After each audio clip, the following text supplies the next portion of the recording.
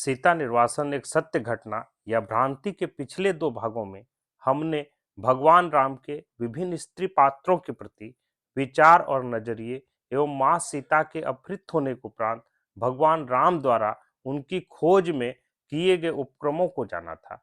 साथ ही माता सीता के लिए उनके द्वारा व्यक्त शोक, विलाप, आशंका और विरह के माध्यम से देवी सीता के प्रति उनके अन्य प्रेम को भी जाना था। इस भाग में हम अग्नि परीक्षा के सत्य और सीता निर्वासन की कथा की परीक्षा करेंगे। वाल्मीकि रामायण के युद्ध कांड में रावण के मारे जाने के उपरांत राम विभीषण को कहते हैं कि देवी सीता को नहला धुलाकर स्वच्छ वस्त्र, आभूषण आदि पहनाकर ले आओ। परंतु माता सीता बिना स्नान आदि के अपने पति का दर्शन करना चाहती है। तब विभीषण द्वारा उक्त आज्ञा श्री राम द्वारा दी गई है का निवेदन करने पर माता सीता स्नानादि कर स्वच्छ वस्त्र एवं आभूषण पहनकर श्री राम के पास आती है। परंतु भगवान राम को माता सीता को इस रूप में देखकर खिन्नता होने लगती है। वे यह समझ जाते हैं कि देवी सीता का यही रूप संसार के सामने आया तो लोग यह समझेंगे कि सीता को लंका में कोई कष्ट नहीं था, वह बड़े सुख से थी।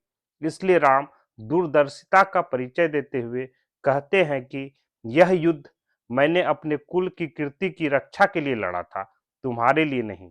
तुम्हारे लिए दसों दिशाएं खुली हुई हैं, तुम कहीं भी जा सकती हो। इन बातों से क्षुब्ध होकर देवी सीता राम को फटकार लगाते हुए कहती है, मैं समान स्त्री नहीं हूं, मैं भूमिजा अर्थात भूमि से उत्पन्न हूं, अर्थात मेरी गरिमा एवं पवित्रता भूमि की तरह है।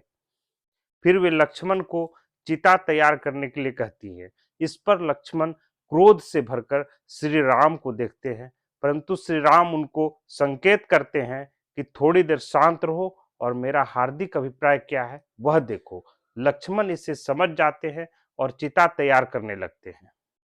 चिता तैयार होने पर देवी सीता यह कहकर कि यदि मैंने राम से अनन्य प्रेम किया हो और क्षण भर के लिए मेरा मन श्री राम से दूर ना हुआ हो तो अग्निदेव मेरी रक्षा करे, ऐसा कहकर वे चिता में प्रवेश कर जाती हैं। परंतु वे नहीं जलती हैं और स्वयं अग्निदेव उन्हें लेकर प्रकट होते हैं और कहते हैं, मिथिलेश नंदिनी सीता सर्वथा निष्पाप है और आप उन्हें सादर स्वीकार करें और कोई भी कठोर बातें ना कहें। राम के हार्दिक अभिप्राय के लिए युद्ध कांड के सर्ग 116 के श्लोक 20 एवं 21 में मनस्छंद शब्द का प्रयोग हुआ है। यह मनस्छंद सीता के चिता में जाने से पहले उन्होंने लक्ष्मण को संकेत किया था, उसे वे युद्ध कांड के सर्ग 118 में स्पष्ट करते हैं।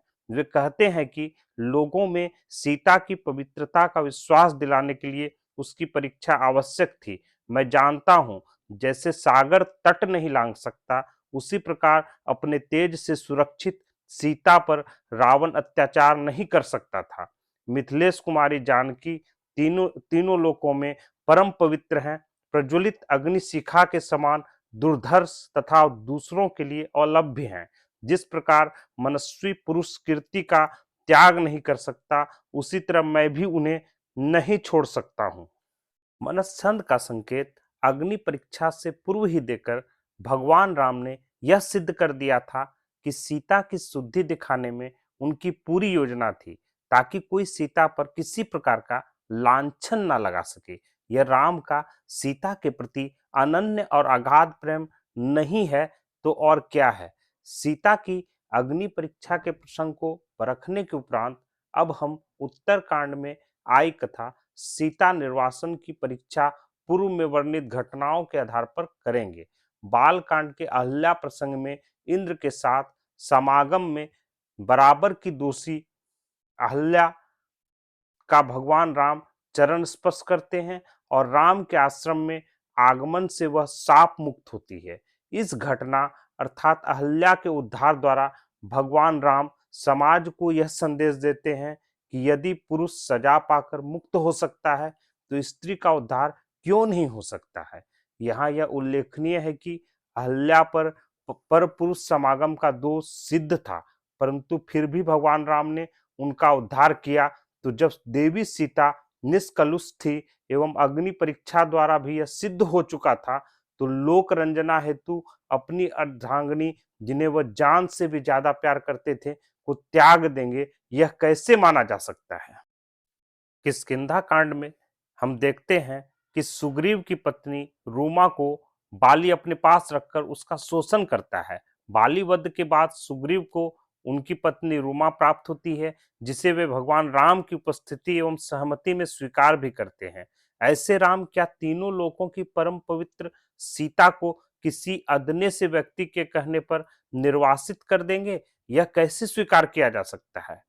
भगवान राम का सर्वोपरि अभिष्ट था सत्य धर्म की रक्षा। यदि लोक रंजन या प्रजा को प्रसन्न रखना ही उनका उद्देश्य होता, तो उनके वनवास गमन के समय जब सारी अयोध्या उन्हें रोक रही थी, एवं पुनः जब भरत जी के साथ सारे अयोध्यावासी उनको वापस लौटाने के लिए वन गए थे, तो प्रजा को प्रसन्न रखने के लिए वे लौट जाते। परंतु ऐसा नहीं हुआ, क्योंकि वे पिता द्वारा दिए गए वचन को झूठा साबित नहीं कर सकते थे, क्योंकि उनका हमेशा अभिष्ट सत्य धर्म की रक्षा थी। राम मर्यादा पुरुषोत्तम है। राजा यदि प्रजा के किसी व्यक्ति के कहने मात्र से निर्णय लेने लगे, तो समाज में अराजक स्थिति उत्पन्न हो जाएगी और समाज मर्यादा विहीन हो जाएगा। जो राम अहल्या एवं रूमा प्रसंग में स्त्रियों की प्रतिष्ठा को कायम कर उन्हें समाज में प्रतिष्ठा दिलाते हैं, ऐसे राम परम पावन सीता माता, जो अग्नि परीक्षा द्वारा भी निष्कलुष साबित हुई थी, को केवल प्रजारंजन हेतु त्याग कर देंगे, स्वीकार नहीं किया जा सकता है, क्योंकि राम के चरित्र में दोहरापन नहीं है। वस्तुतः बहुत चालाकी से वाल्मीकि रामायण में उत्तर कांड को जोड़ते हुए इस प्रकार की कथा को डालकर किसी बाद के कवि ने भगवान राम के व्यक्तित्व को धूमिल करने का प्रयास किया है। अगले भाग में हम उत्तर कांड की मीमांसा द्वारा यह स्थापित करेंगे कि यह कांड सैकड़ों वर्ष बाद किसी अन्य कवि द्वारा लिखी गई है। इसके लिए हमारी अगली वीडियो अवश्य देखें। यदि हमारे चैनल द्वारा दी जा रही जानकारी आपको अच्छी लग रही है, तो हमारे वीडियो को लाइक, कमेंट एवं शेयर अवश्य करें। साथ ही चैनल को सब्सक्राइब कर हमारा उत्साहवर्धन भी करते रहें। धन्यवाद।